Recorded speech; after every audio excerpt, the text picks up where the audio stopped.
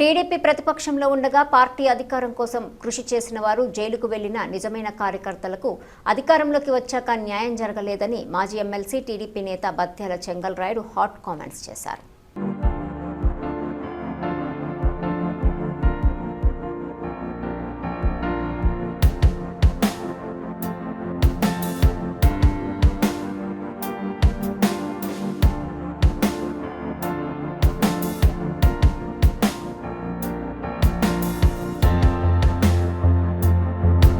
నాయకుడు నారా చంద్రబాబు నాయుడు గారు నారావారిపల్లిలో పుట్టి 75 సంవత్సరాలు పూర్తి చేసుకుని 76 సంవత్సరాలు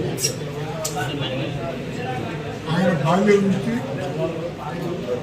విద్యార్థి దశ వరకు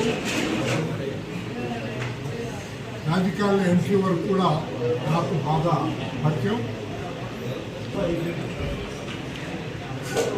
తిరుపతి ఉండేటప్పుడు మేమంతా ఒక ఛానల్లో పనిచేసాం. తిరుపతిలో ఉన్నటువంటి 22 కాలేజీల్లో నా ప్యానలే గెలిచింది. ఆర్ట్స్ కాలేజీకి గోవర్ధన్ రెడ్డి మొన్న ముఖ్యమంత్రి గారు కూడా చెప్పారు. గోవర్ధన్ రెడ్డి నాతో పాటు చైర్మన్. ఆర్ట్స్ కాలేజీకి నేను హెచ్ఎస్కి టీటీడీ కాలేజ్ కంటే నేను ప్రెసిడెంట్. రామారావు గారు వస్తేనే బొట్టు కడతాను, లేకపోతే కట్టలు నేను ముందుకేసి 11 గంటలకు రామారావు గారు వస్తే అప్పుడు కట్టే బొట్టు అటుకో. ఇలాంటి కార్యకర్తలు మనం ప్రోత్సహించాలి. కార్యకర్తలు ఇకపోతే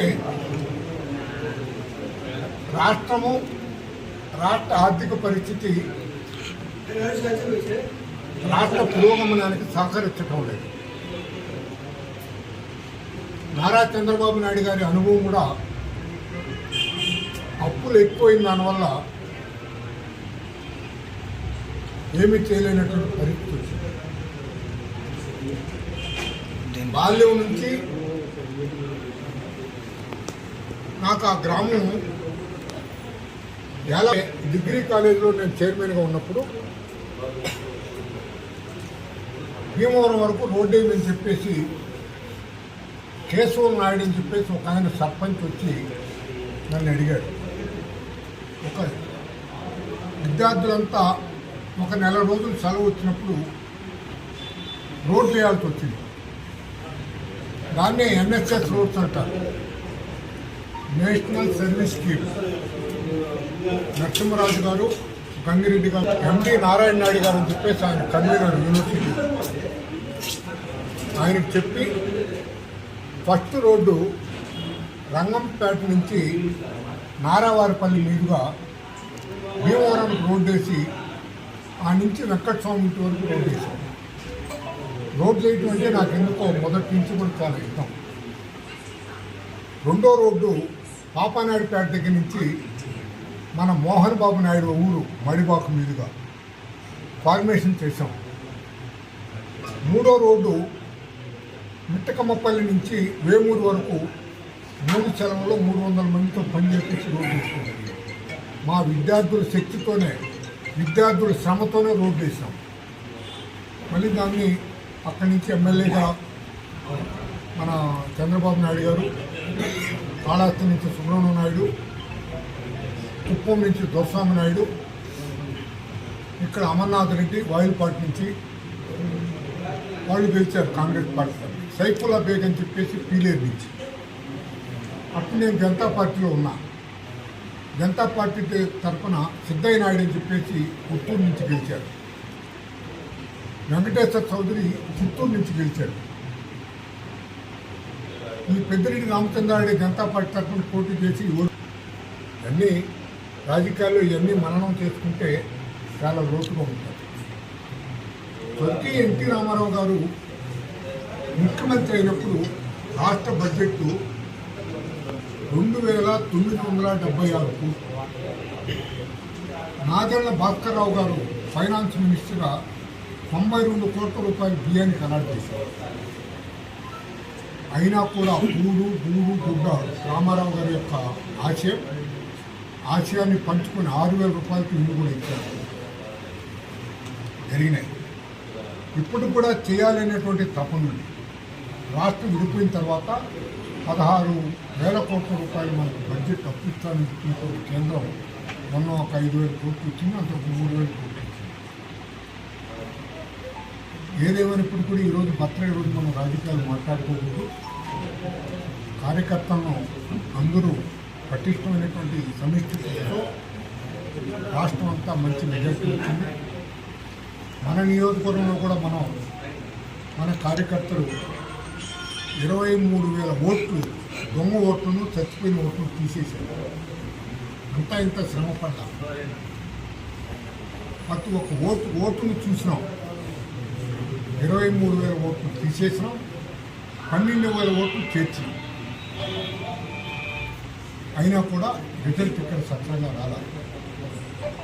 ఇక్కడ కూడా వచ్చుంటే ఏదో పెద్ద కళల కన్నా మున్సిపల్ మార్కెట్ను 7 అంతస్తుల భవనం చేయాలని, ఇక్కడ పాత బస్టాండ్లో కమర్షియల్ కాంప్లెక్స్ అది కూడా ఏదైనా ఒక ప్రైవేట్ వాళ్ళకి ఇచ్చిన తర్వాత ఆదాయం మనం తీసుకోవాలని, రాజంపేట మున్సిపాలిటీకి అండర్ గ్రౌండ్ డ్రైనేజ్ తీసుకోవాలని, టంగుటూరు ఓబీ బ్రిడ్జి తీసుకురావాలని, సిద్ధవటానికి పెద్ద బ్రిడ్జి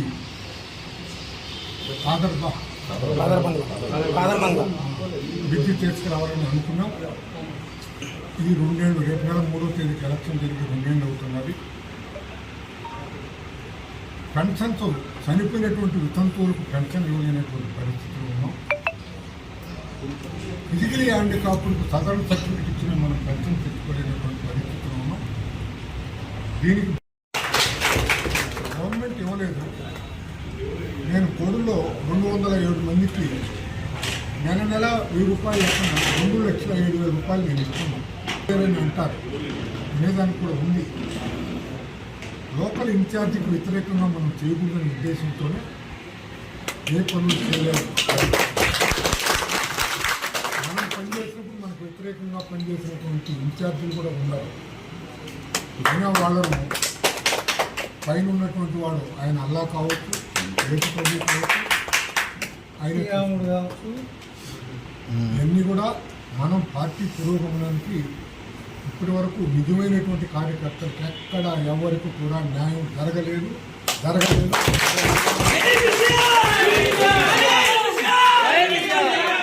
నిలువెత్తు సాక్షి మన అనసూయమ్మ గారు పార్టీ ప్రెసిడెంట్గా కానీ ఆడబిడ్డ అయిన పొద్దున్నే 5వ గంటకల్లా వచ్చి అన్ని కార్యక్రమాల్లో పాల్గొన్నారు. పార్టీ పదవులు చేశారు, డబ్బులు ఖర్చు పెట్టుకున్నారు.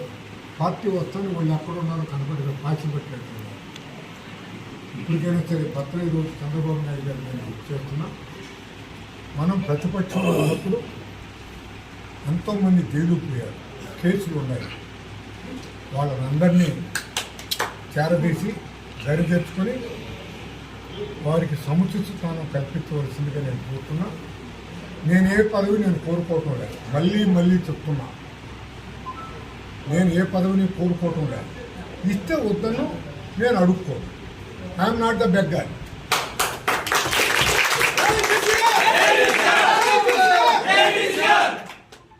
కాబట్టి కష్టపడిన కార్యకర్తలకు మీ పుట్టినరోజు సందర్భంగా మా యొక్క విన్నపం, కార్యకర్తలను గుర్తించండి, వారికి సముచిత స్థానం గౌరవించండి. ముఖ్యంగా మహిళలకు, ఎస్సీలకు, బీసీలకు, మైనారిటీలు వాళ్ళను మన నియోజకవర్గంలో, రాజంపేట నియోజకవర్గంలో దాదాపు 75% పదవులు బీసీలకు, మైనారిటీలు, మహిళలకి ఇచ్చాము. ఓచీలకు తక్కువ ఇచ్చారు. పార్టీ ప్రెసిడెంట్ పదవి కూడా సుండుపల్లికి బీసీ ఇచ్చాం. రాజంపేటకు మైనారిటీని చేయాలని అభిబక్కని భంగపడుతున్నాయి. నాకు ఉంటుంది. ఇవన్నీ ఏదో కొన్ని కులాలకు మనం పార్టీ పదవులు ఇచ్చాం. నేను సెలెక్ట్ చేయాల, మీరే కుల సంఘాల్లో సెలెక్ట్ చేసుకున్నాం. రాజంపేట మండలం కుల సంఘమే సెలెక్ట్ చేసిన అభ్యర్థిని నేను సెలెక్ట్ చేయాలి. మండల అధ్యక్షుడిని వీరపల్లికి వాళ్ళ కుల సంఘమే పెద్దలందరినీ కూర్చొని మీరే రాజుల్లో ఒకరిని సెలెక్ట్ చేయమని చెప్పాను.